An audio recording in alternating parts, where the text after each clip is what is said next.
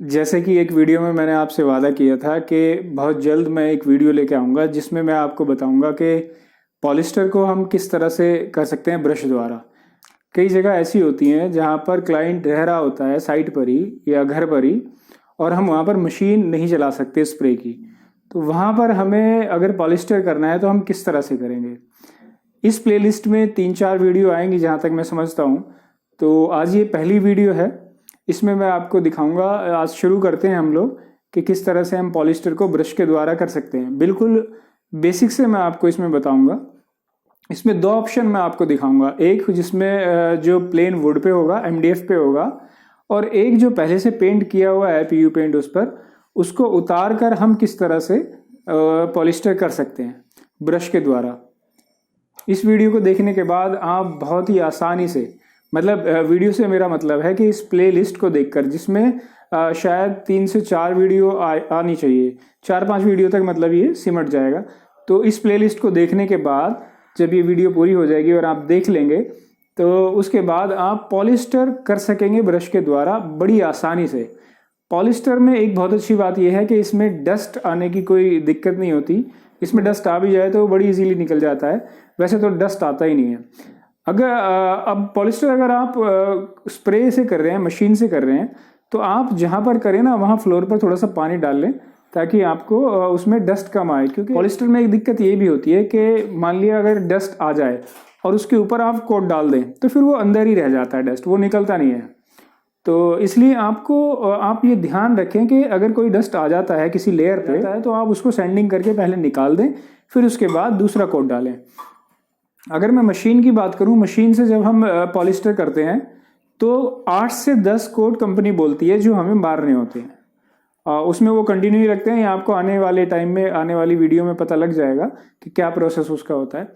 तो 8 से 10 कोट लगते हैं। उसमें जितना मटेरियल लगता है ना, अगर हम ब्रश से करते हैं तो ब्रश से करने में मटेरियल थोड़ा ज़्यादा लगता है, लेकिन हाँ इजीली और बड़े आराम से हो जाता है। इस प्रोसेस को मतलब ब्रश से अगर आप करेंगे तो शायद कोई मतलब नया कोई पेंटर होगा, मतलब जो अनस्किल्ड होगा, स्किल्ड भी नहीं होगा, वो भी कर लेगा, लेकिन उसको थोड़ा सा समझना पड़ेगा कि प्रोसेस क्या है। तो चलिए मैं आपको करके स्टार्ट करते हैं और हम देखते हैं किस तरह से हम पॉलिस्टर करते हैं ब्रश के द्वारा। मैं बेसिक से आपको बताऊंगा। आज ये पहला वीडियो है, इसके बाद जो आने वाली वीडियो है आप वो भी देखिएगा, तब आपको ये करना आ जाएगा।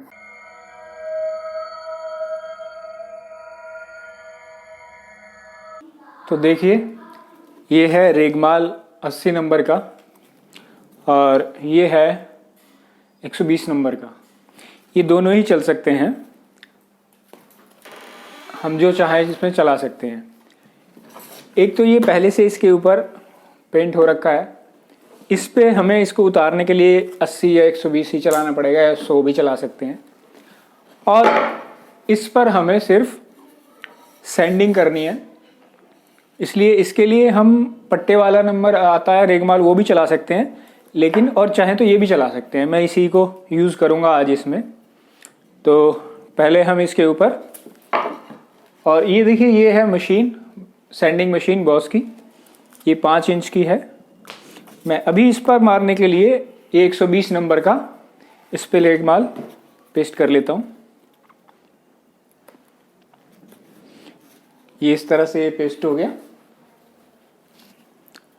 और अब मैं इस पर थोड़ी सी सैंडिंग कर लेता हूँ।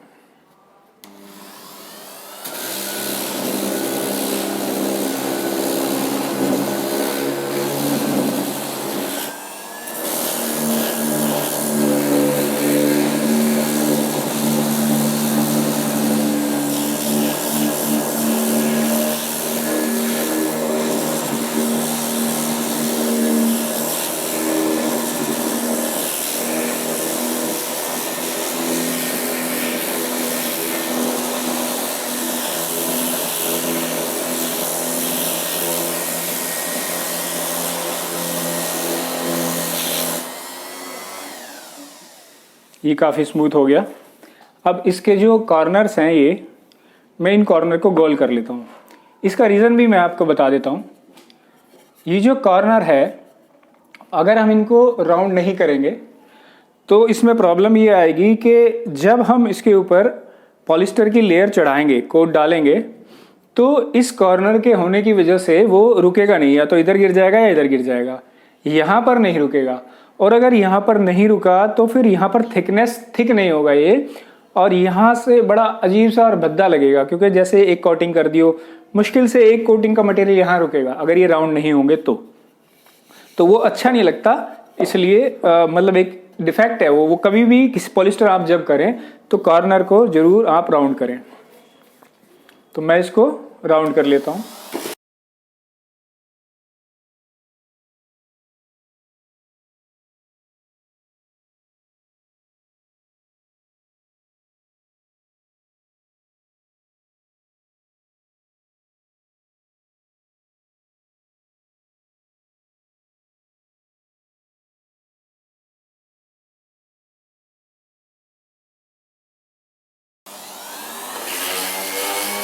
मैं इसकी साइड पे भी रेगमाल लगा लेता हूँ, यहाँ पर सैंडिंग कर लेता हूँ ये भी।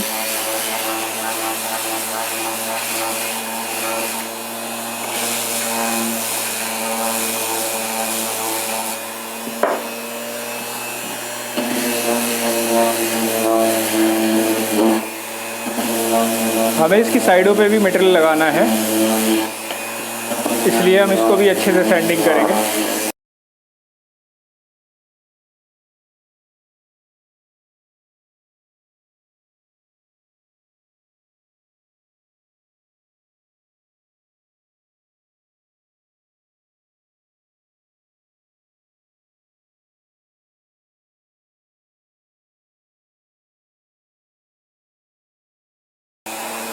पॉलिस्टर में अगर आपका बेस अच्छा है,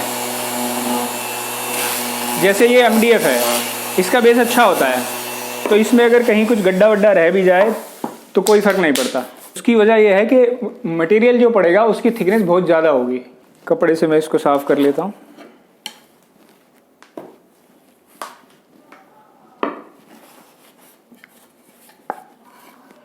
अब इसके जो कॉर्नर है ये अच्छे से स्मूथ हो गए हैं।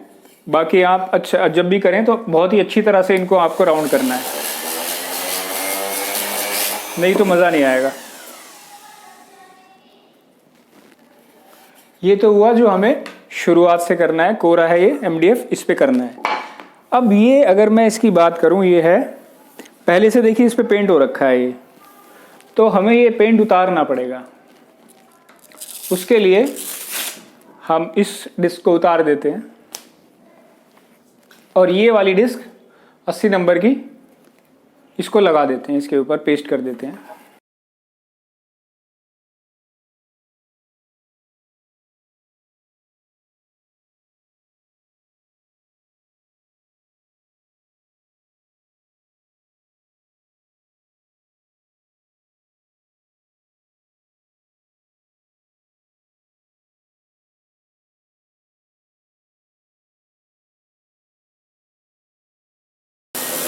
पूरा एक पाउडर बन के उतरेगा।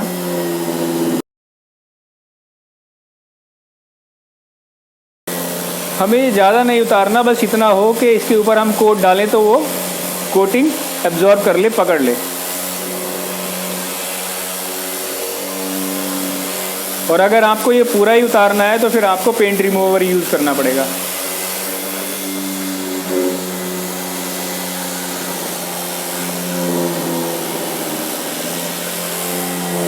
क्योंकि ये बहुत हार्ड माल होता है, पेंट रिमूवर से भी ये आसानी से नहीं उतरने वाला।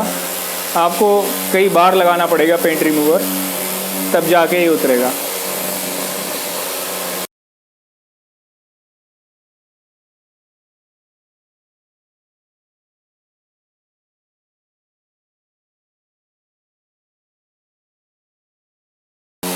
जो पुराना पेंट होता है या तो उसको पूरा उतारा जाता है, या फिर आप उसको कम से कम इतना उतार दें कि उसकी जो चमक है वो उसके अंदर ना रहे। और ऐसा हम तभी कर सकते हैं जब सेम पेंट उसके नीचे हो। जैसे मुझे इसके ऊपर पॉलिएस्टर करना है, तो अभी जो मैं उतार रहा हूँ ये भी पॉलिएस्टर ही है, लेकिन इसकी सैंडिंग नहीं हुई थी, बफिंग नहीं हुई थी। तो मैं आप लोगों को दिखाने के लिए दोबारा से इसको थोड़ा सा उतार के और फिर इस पर इपॉक्सी लगाकर उसके बाद इस पर ब्रश से आपको पॉलिएस्टर करके दिखाऊंगा। लेकिन आपको ध्यान ये रखना है कि आपको ये उतारना पड़ेगा पूरा पूरा, इन द सेंस कि चमक बिल्कुल भी ना रहे। जैसे इसमें आप देख रहे हैं कि अब इसकी चमक बहुत कम हो गई है, जो चमक थी वो ख़त्म हो गई लगभग। इसको बिल्कुल इक्वल करना पड़ेगा। आप थोड़ा ऊपर नीचे होकर देख सकते हैं कि कहीं पर चमक तो नहीं है। जहाँ चमक हो उसको हटा दें अच्छे से सैंडिंग करके। अब ये लगभग सैंडिंग हो चुकी है।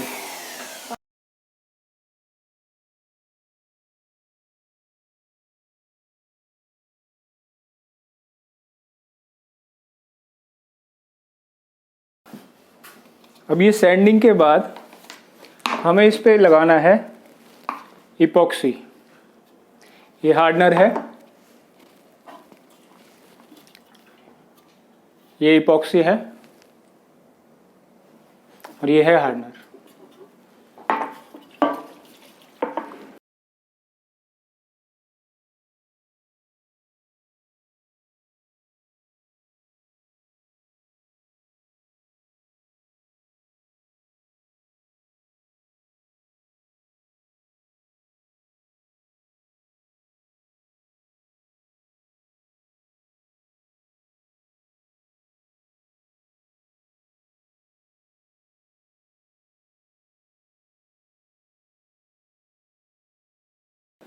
अब हम इनको थोड़ा थोड़ा सा लेके बराबर बराबर मिक्स कर लेंगे, क्योंकि मुझे बहुत ज़्यादा नहीं बनाना, बस ये इसी के ऊपर लगाना है थोड़ा सा।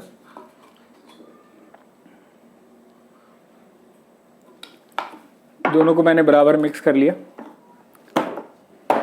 इपॉक्सी लगाना बहुत बेहद ज़रूरी है पॉलिस्टर में। अगर आप इपॉक्सी नहीं लगाएंगे तो कुछ दिन बाद शायद ये पपड़ी दे जाएगा, इसलिए इपॉक्सी ज़रूर लगाएं। इपॉक्सी लगाना ही चाहिए। आप अगर पीयू पॉलिश भी कर रहे हैं तब भी आपको इपॉक्सी लगाना ही चाहिए। इस तरह से आप गद्दी बना लें और इपॉक्सी को अच्छे से मिक्स कर लें।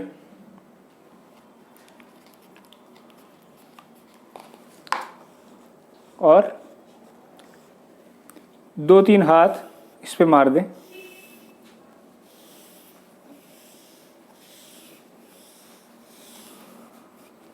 बहुत ज़्यादा माल इसके ऊपर नहीं छोड़ना है।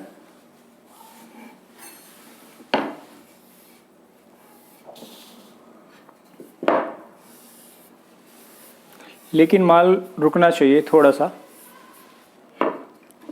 इपॉक्सी को ज़्यादा लगाने का नुकसान ये भी होता है कि कई बार वो दाना बन जाता है, उसका पिनहोल जिसको बोलते हैं, पिनहोल बन जाते हैं।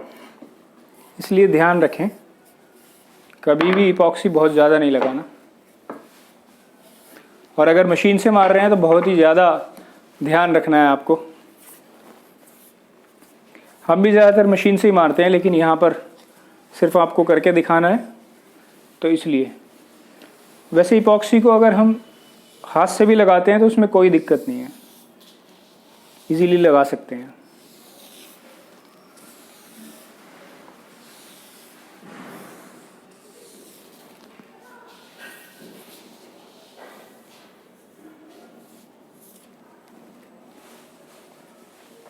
थोड़ा सा ड्राई होने दें। नहीं, हम इसके ऊपर दोबारा से लगा लेते हैं, ये सूख गया है।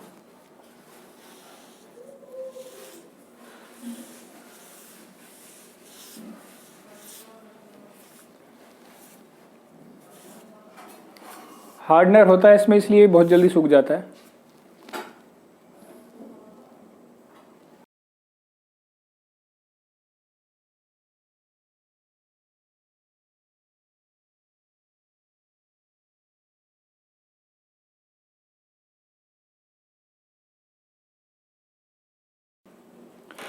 इस पे सूखने में थोड़ा सा समय लगेगा। जैसे मैंने इस पे कोट डाला है, इसी तरह से आप इस पे भी कोट डाल लें। और अगर आपका कोई पुराना आपको करना है तो, वैसे तो नया तो वो MDF में करके दिखा ही रहा हूँ आपको, ये वाला। इसका देखिए अभी ये फिर से सूख गया है, 2-3 कोट डाल दिए। ऐसे ही 4-5 हाथ हल्के हल्के से मार लीजिए आप इस पर 2-3 बार।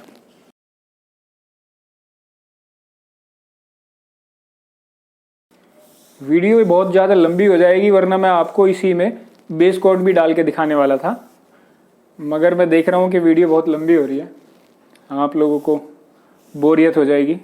MDF पे अगर हम पॉलिस्टर करते हैं तो हम कोई कलर का करते हैं, उसमें क्लियर नहीं करते।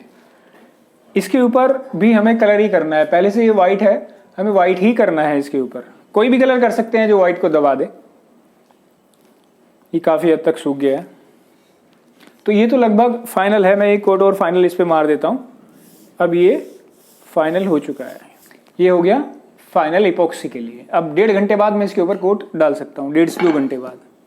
इसको सूखने में अभी टाइम लग रहा है, तो जैसे मैंने उस पर कोट डाले हैं हाथ से ही, वैसे ही आप इस पर भी, अगर कोई आपका पुराना जैसे मैं कर रहा हूँ, आपके पास भी इस तरह का कुछ है, तो आप उस पर थोड़ी थोड़ी देर बाद कोट डाल लीजिए, जैसे ही वो सूख जाए।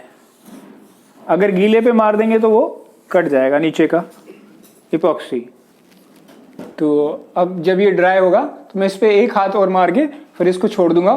फिर 1.5 से 2 घंटे बाद मैं इसके ऊपर कोट डालना शुरू करूंगा ब्रश से। वो मैं आपको दिखाऊंगा नेक्स्ट वीडियो में।